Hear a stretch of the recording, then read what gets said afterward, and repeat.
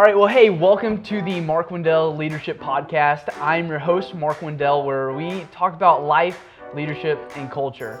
So today's episode, we have a special guest, my good friend Isaac Elsner. Yo. Hey, good to have you. Thanks, man. Yeah, so he is, would you say college director? Yeah. Yeah. You say College director at Grace Houston, and he is over Grace Leadership College. That's right. He loves fishing. That's something that we get to connect on. Let's Man, go. I think it is a spiritual hobby that brings you closer to the Lord. Honestly, bro, that's the hobby. That's not a hobby. It's a sport, first off. Oh, it's a yes, sport. 100%. And it's God's sport because Fishers and men. 100%. And the primary followers of Jesus were, in fact, fishermen. So, Yeah. So let's how? just call it what it is. So Fishers and Men ministry. I think those Yes. go hand in hand. How long have you been in ministry for? I've been in ministry, well, I would say since I was 18 is when I started interning, and that's when I knew that I was called to pastor. But for full-time, I've been full-time ministry since 2015, so 8 years. Okay, awesome. Yeah. So full-time ministry, what was that first position? I was youth pastor. Okay, awesome. Yeah, man. So Youth pastor for 6 years. what did that process look like? How did God call you to being a youth pastor? How did you know God was calling you to being a youth pastor? Sure, totally. So, oh man. Well, I was always serving in ministry from about 13 years old, till I graduated high school, grew up in the church and all of that. I never felt like wanted to be a pastor or anything. Yeah. I wanted to be a news anchor. Okay. And I wanted to be like in sports broadcasting or something. Yeah. I didn't know that. Yeah, totally. And my dad told me when I went to college, he said, son, if you can find me one man that you respect that says that a communications degree is more marketable than a business degree, then I won't ask any other questions or whatever. Okay. I couldn't find one. I couldn't find one person. So not a knock on any communications degree people out there. That was the thing. So went to school for a business degree. All that time was interning here at Grace. And I had multiple people in my life ask me, hey, have you ever thought of being a pastor?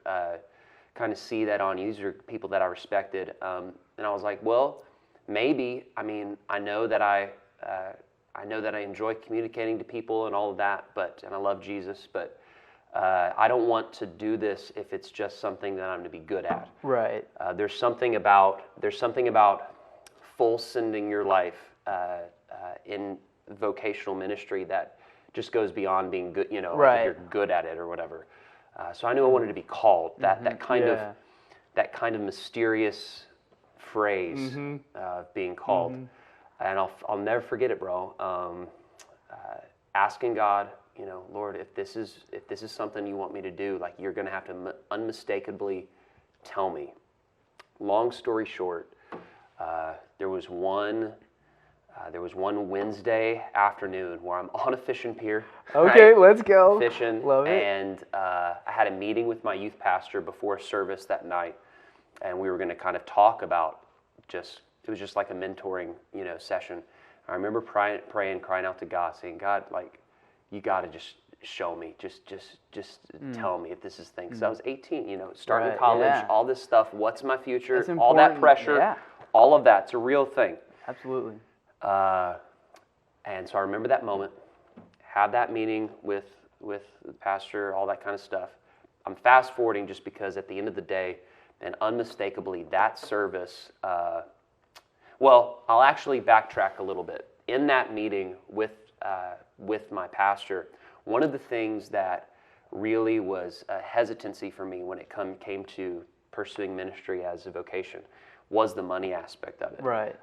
My dad, growing up, he very much so told me, as the man of the house, you are responsible for the provision of your family. I had the same speech. Absolutely. Yeah. So that was very much so heavy on me, as it should. Absolutely.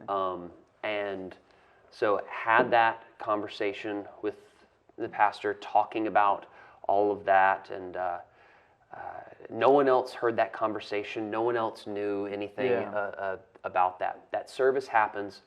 A guest speaker comes in, all right? I don't even remember the message. I don't even remember it. Okay. I'm a youth leader at the time. there's some type of response moment that occurs. We're praying for students.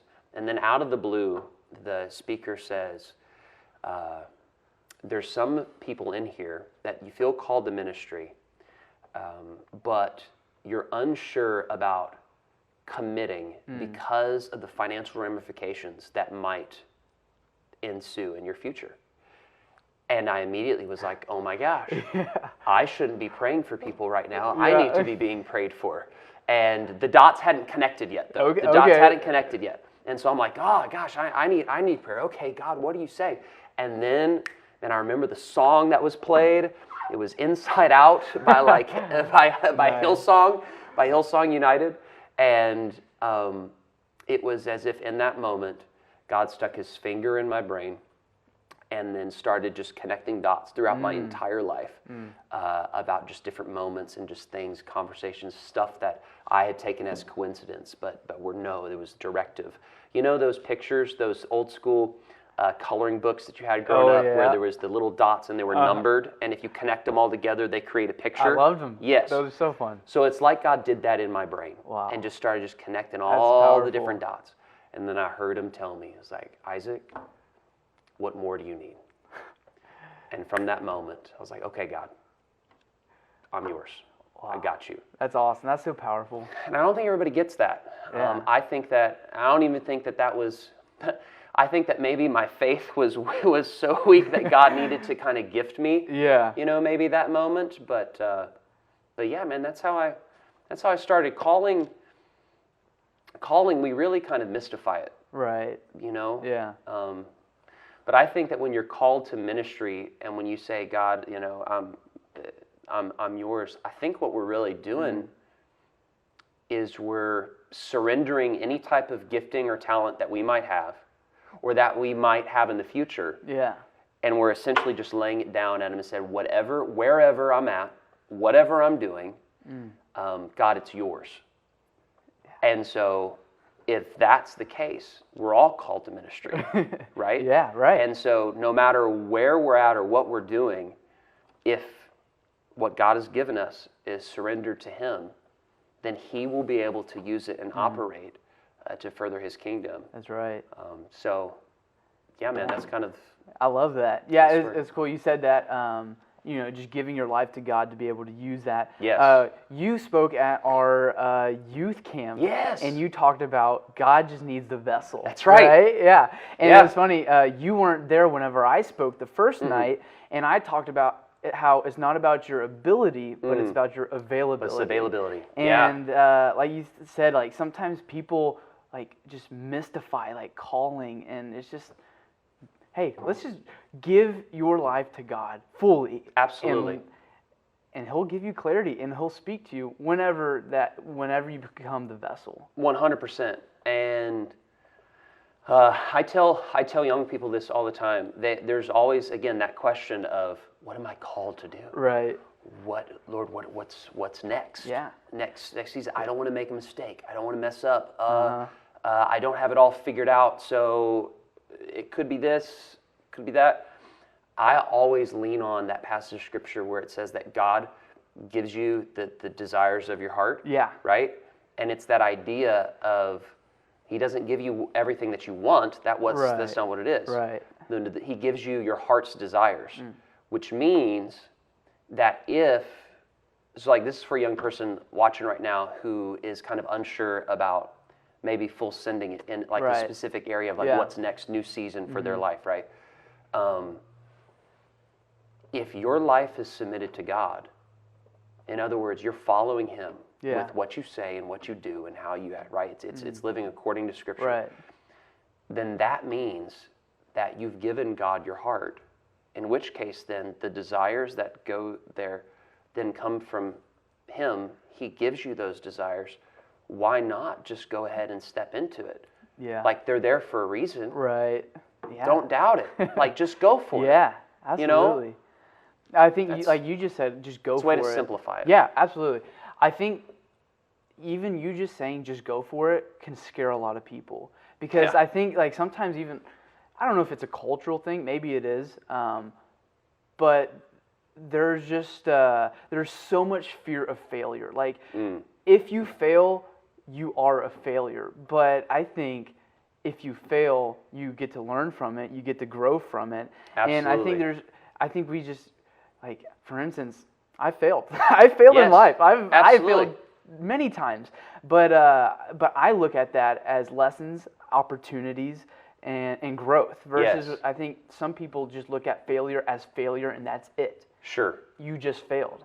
But you get to grow in that, and that becomes victorious, and you can become successful through that. If you're gonna, if you're gonna lead, if you're going to do anything of any kind of like worth, you're gonna have to take some type of step. Absolutely. You're gonna have to take some type of step into the unknown. Right. Not to quote the second Frozen movie, but sometimes, love it. You know, you got to step into the unknown and let it go. And let it go.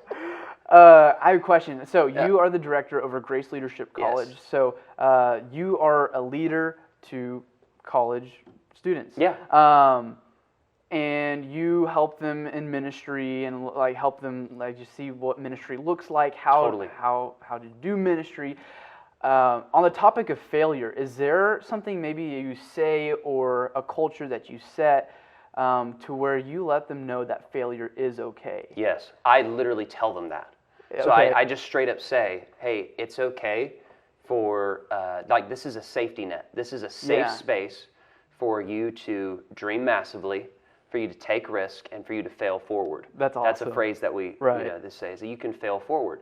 You have to, you're not going to know, I mean, all the things that I learned about myself between the ages of 18 and 25, like it was full of just mistake and trial and error, and you have to be able to do that and be okay with it. Yeah, I love that. I think any good leader is intentional, and also they don't beat around the bush. So I love how you just say, like, you just literally tell them that it's okay to fail. Yeah, I just tell them. I love it. I just tell them it. That's awesome, and I think that's an extremely healthy thing. As long as you don't stay there. Right. Because again, it's also about growth. That's why you fail forward. That's why I tell our students to grow constantly. We grow constantly. It's not about being the best. It's just about becoming a little bit better, a better version of you. Yeah. Every single day, every single week. That's so good. It's that upward trajectory, right? Yeah. You know, that XY diagram, you know, in math. You know, it's that upward trajectory, no matter how minute, no matter how small. Right. Sometimes you have some downs and some ups and even some flat lines. If you zoom in on a specific season of your life or a specific moment or a specific week.